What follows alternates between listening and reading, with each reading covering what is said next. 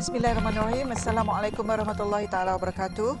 Berita Al-Hijrah 14 Jun bersama saya Aziza Arifin. Belum?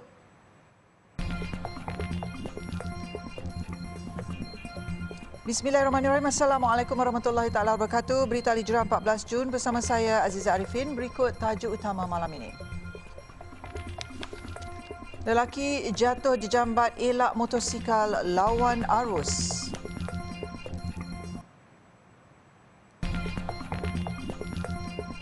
Tabib Adam dakwa Jaim bekerja dengan Dajjal.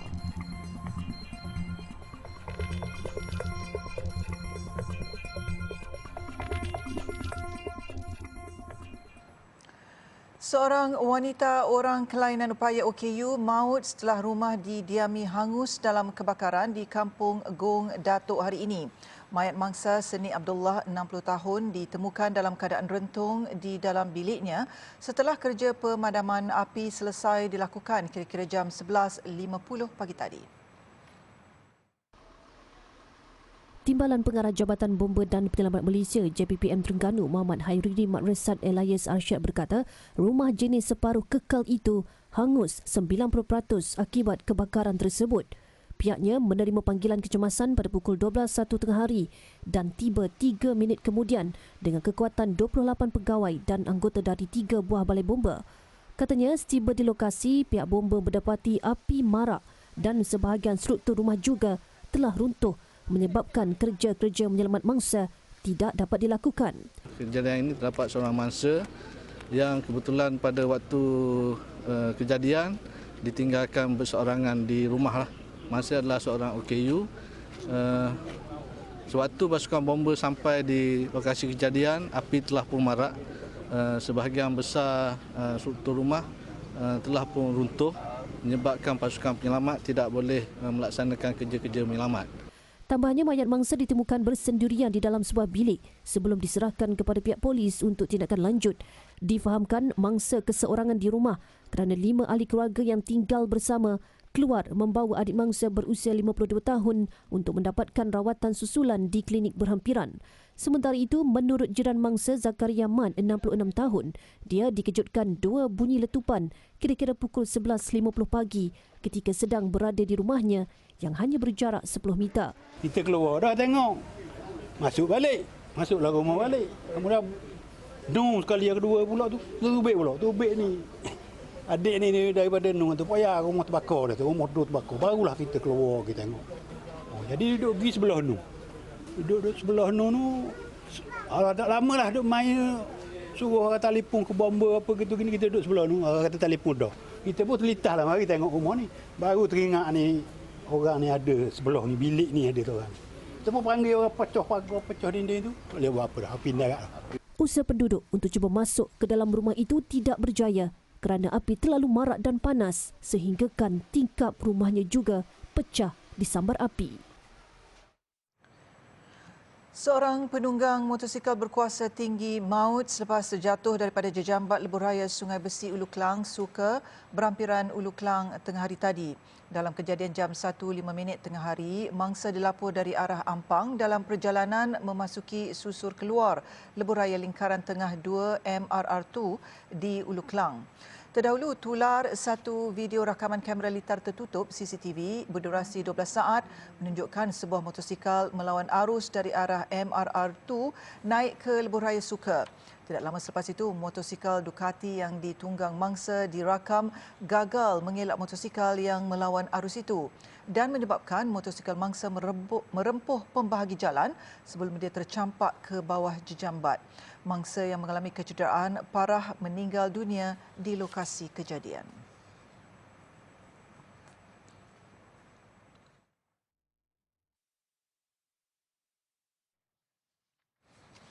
Seorang pengasas pengamal perubatan alternatif jarak jauh dihadapkan ke Mahkamah Session Aikro hari ini atas pertuduhan membuat hantaran jelik yang mengaitkan agensi agama negeri Melaka dengan Dajjal tahun lalu. Tertuduh Adam M. Isa, 65 tahun yang juga warga Singapura, bagaimanapun mengaku tidak bersalah. Sejurus pertuduhan terhadapnya dibacakan oleh jurubahasa di hadapan Hakim Dharma Fikri Abu Adam.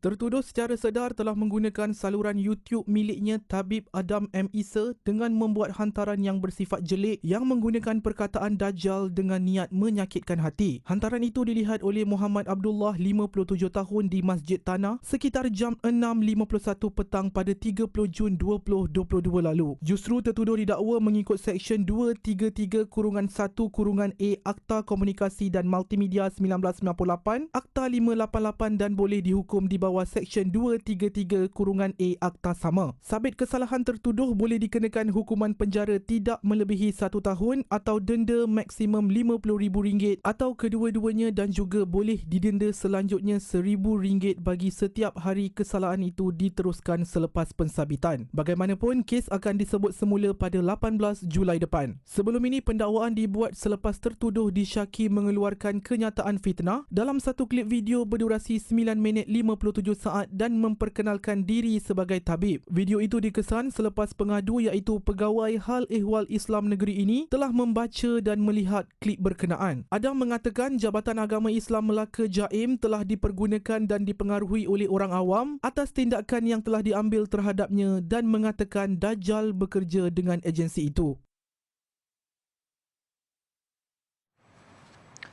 Kerajaan Negeri Kelantan akan membubarkan Dewan Undangan Negeri DUN pada 22 Jun bagi memberi laluan kepada pilihan raya negeri PRN ke-15. Menteri Besar Datuk Ahmad Yaakob berkata, perkara itu sudah mendapat perkenan Sultan Kelantan, Sultan Muhammad ke-5.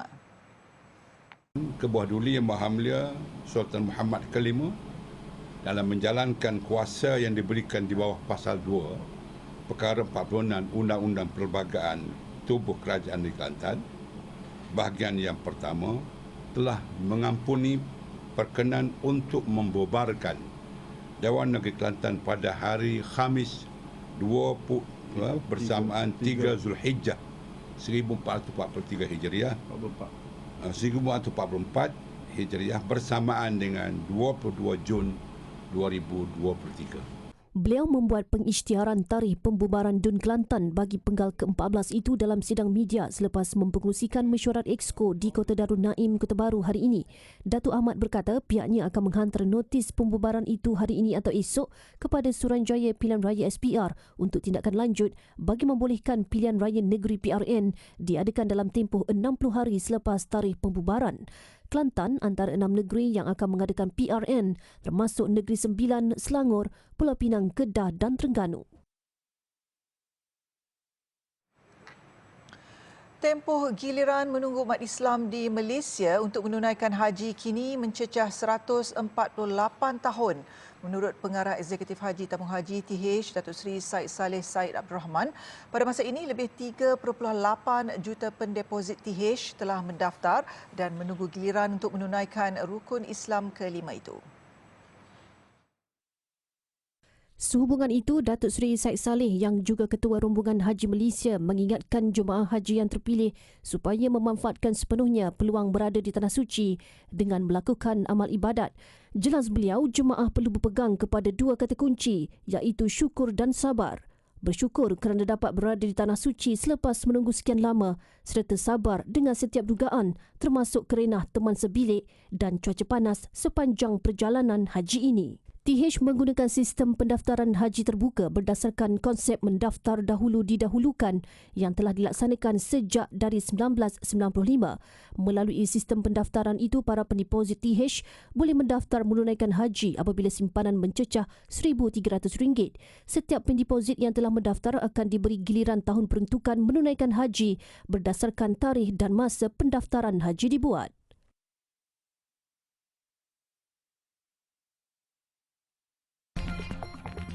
RM5,000 mesin IPR tahun ini.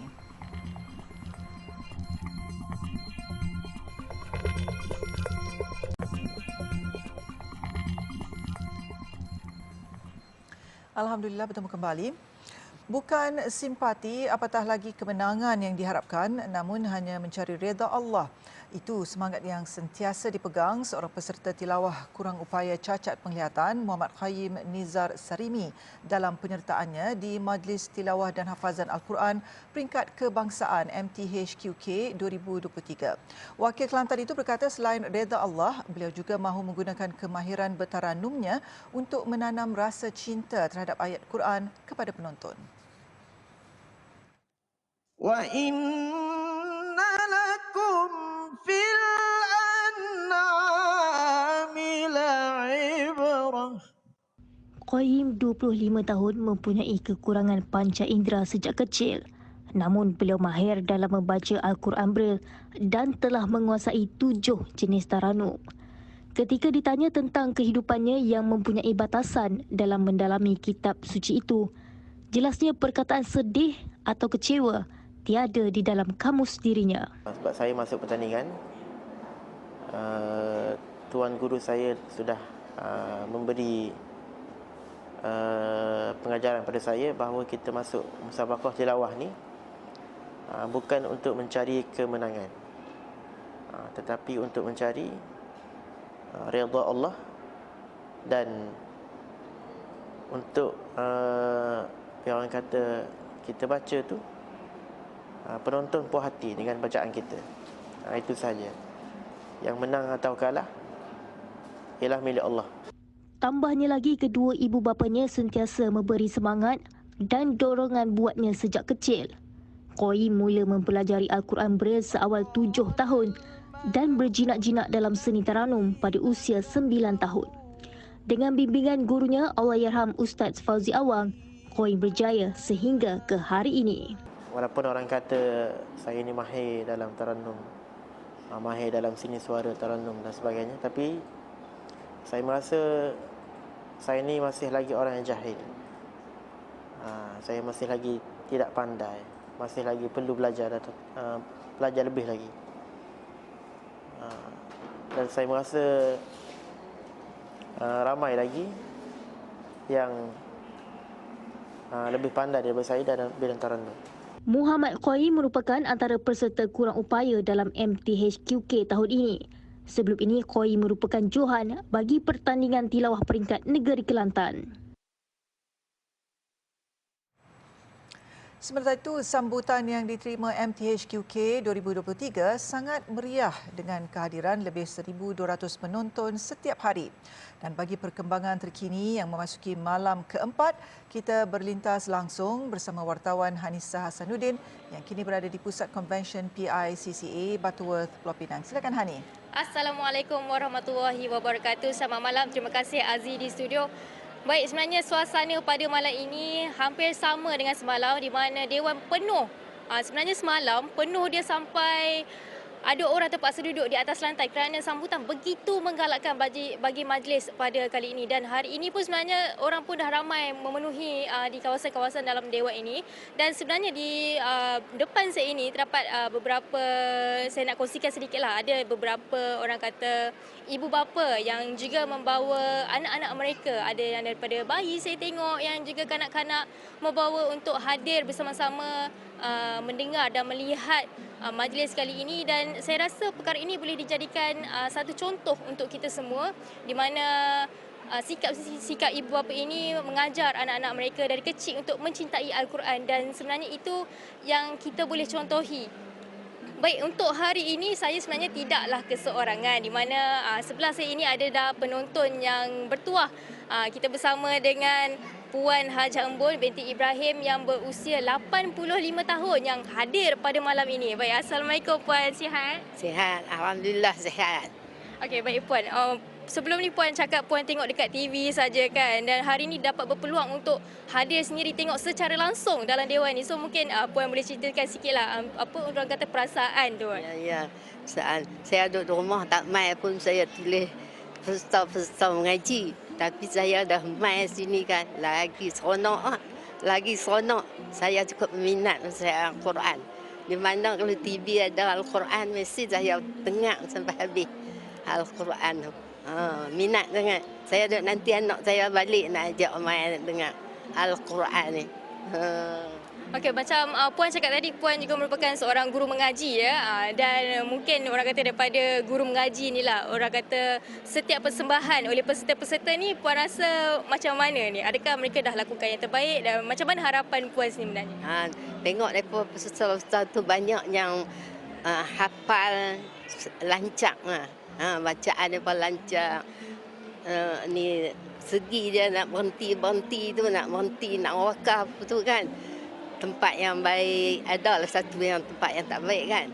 Tak baik makna dia. Tak baik maksud dari makna dia tu. Tapi cara dia berhenti memang cantik. Cantik. Suara pun nyaring. Suara dia pun nyaring. Penyanyi-penyanyi tu kan, nasyid pun pakaian bagus. Sangat bagus, sangat cantik. Okay, so untuk hari terakhir ni pada hari Jumaat malam ni, adakah nanti Puan nak datang tak nanti? Kalau anak saya mau main, hari penghabis saya nak main lagi. Nak dengar kan. Tapi anak cucu tak ada lah mengaji, tapi peminat. Minat makcik kan. Minat. Kalau boleh saya main lagi lah dengar ni. Kan Al-Quran ni. Kamu dah tak ada lain tempat. Jauh nak pergi payah. Mai di Pulau Pinang ni kan, tempat makcik sendiri. Makcik seronoklah mai kan, nak dengar. Okey, baik, terima kasih banyak Puan. Jadi Puan dah boleh tengok live nanti. Puan orang kata enjoy lah kan tengok live ni. Okey, baik, terima kasih banyak Puan. Okey, baik, itu tadi kita bersama dengan Puan Hajat Embun binti Ibrahim. Dan sebenarnya Puan Hajat Embun ni dah orang kata dah pernah pergi ke majlis tilawah ni antarabangsa untuk menonton. Orang kata 2 majlis dah pun pergi, betapa minatnya Puan Embun ni kepada majlis-majlis ini. Dan untuk sesi malam ini, itu malam yang keempat, kita bakal menyaksikan 7 peserta tilawah yang akan beraksi sebentar lagi. Dan saya rasa itu sahaja daripada saya dan jurukamera dari Pulau Pinang ini. Kita bersama kembali rakan tugas di studio. Silakan. Terima kasih Hani yang bersiaran berita langsung daripada Pusat Convention PICCA Butterworth, Pulau Pinang. Dan kita beralih ke laporan seterusnya. Sebanyak 5,000 mesin inisiatif pendapatan rakyat IPR disasar akan dilancarkan ke seluruh negara pada tahun ini. Menteri Ekonomi Rafizi Ramli berkata, IPR akan diletakkan di kawasan tumpuan orang ramai yang mendapat permintaan tinggi terutama di hospital, universiti dan kemudahan pengangkutan awam. 100 mesin yang pertama telah pun melalui proses perolehan itu dan insyaAllah akan diselesaikan dalam bulan Jun ini. You will see more dekat MRT station dan sebagainya lah. Kita juga telah melalui proses perolehan untuk 4,900 mesin yang seterusnya kerana sasaran pada tahun ini ialah 5,000 mesin di seluruh negara. Rafizi ditemui media ketika merasmikan tapak mesin layan diri baharu di Pusat Perubatan Universiti Malaya PPUM siang tadi. Tambahnya, kerajaan akan menyediakan peralatan perniagaan pada penerima hanya untuk permulaan. Pihaknya juga akan membayar sewa bulanan kepada syarikat mesin layan diri selama 2 tahun selepas penerima boleh bergerak secara sendiri. Model bantuan IPR yang diusahakan kerajaan perpaduan ini dapat membantu golongan sasaran dalam meningkatkan pendapatan bulanan mereka. Dapat membantu pendapatan kami untuk selama 2 tahun ni untuk kita ubah cara kita nak uruskan perniagaan ni semua, sebab ini pertama kali kita uruskan perniagaan melalui mesin kan. Mungkin ni satu insentif terbaru untuk kami nak menambahkan pendapatan. Biasa kita get ready benda ni dari sebelum masuk kerja lah. Kita top up siap-siap. Lepas tu jadi macam tak kacau waktu kerja semua. Lepas tu habis waktu bekerja kita tambah isi refill semua ni. 4,900 mesin lagi berada dalam proses perolehan dan syarikat-syarikat yang berkelayakan akan menyediakan mesin IPR itu. Dan bagi penetapan lokasi pula, kerajaan menumpukan lokasi bangunan kerajaan dan tempat-tempat awam seluruh negara. Kementerian Pendidikan akan memastikan bekalan guru sentiasa mencukupi bagi mengatasi jumlah mereka yang bersara awal atau wajib di negara ini. Menterinya Fadlina Siddiq berkata, kerjasama dengan Suruhanjaya Perkhidmatan Pendidikan akan memastikan unjuran bekalan yang dibuat bersama Universiti Pendidikan Sultan Idris dan Kementerian Pengajian Tinggi adalah cukup supaya isu kekurangan guru dapat diatasi dalam tempoh yang singkat. Saya fikir kalau mereka memilih untuk bersara lebih awal atas pilihan sendiri, kita hormati. Ya, tapi dalam masa yang sama, itulah dia peranan Kementerian Pendidikan dan juga SPP untuk memastikan bekalan guru kita ini sentiasa cukup mengikut unjuran, mengikut keperluan dan mengikut apa yang perlu kerana keutamaan kita adalah kanak-kanak, masa depan dan pendidikan anak-anak kita. Jelasnya lagi beberapa faktor menarik dan menolak dikenal pasti dalam kalangan guru yang memohon bersara awal. Antaranya ingin berehat awal, kekuatan ekonomi dan ada juga yang sakit. Susulan itu, KPM juga dalam usaha bagi mengurangkan jurang permohonan warga pendidik bersara awal dengan mengikut proses bagi yang wajib dan turut melihat alasan mereka yang lain. Terdahulu, Fadlina Siddiq memaklumkan guru Bahasa Melayu dan Bahasa Inggeris antara yang paling ramai memohon bersara awal berdasarkan rekod KPM sepanjang 2021 dan 2022. Bagi memudahkan penyertaan ibadah korban sempena sambutan Aidiladha, Izi Kurban buat julung kalinya bekerjasama dengan Maybank Islamic. Selain mengambil keberkatan, meraikan dan menginsafi pengertian sebenar di sebalik ibadah korban, program kerjasama itu dilihat dapat memberi impak dalam menyebar luas lagi kesedaran mengenai kepentingan ibadah korban. Ketua Pegawai Eksekutif Izi Kurban Ahmad Fazlullah Hasanuddin amat berbesar hati dapat berganding bahu bersama rakan strategik yang baru. Menurut Ahmad Fazlullah, usaha itu juga memudahkan penyertaan ibadah kurban melalui platform dalam talian Maybank Islamic. Tambahnya, Izi Kurban mensasarkan pengagihan minima sebanyak 1,100 tan metrik daging kurban kepada lebih 1 juta keluarga Islam, khususnya buat golongan yang memerlukan. Penyertaan ibadah kurban dibuka sehingga 30 Jun depan. Orang ramai yang ingin menyertai ibadah kurban boleh melayari laman web www.izikurban.org/maybank untuk nikmati potongan voucher sebanyak RM40 bagi setiap penyertaan kurban tertakluk kepada terma dan syarat.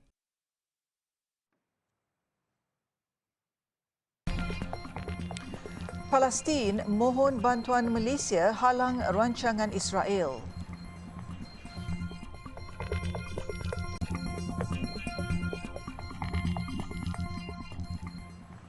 Alhamdulillah, bertemu kembali.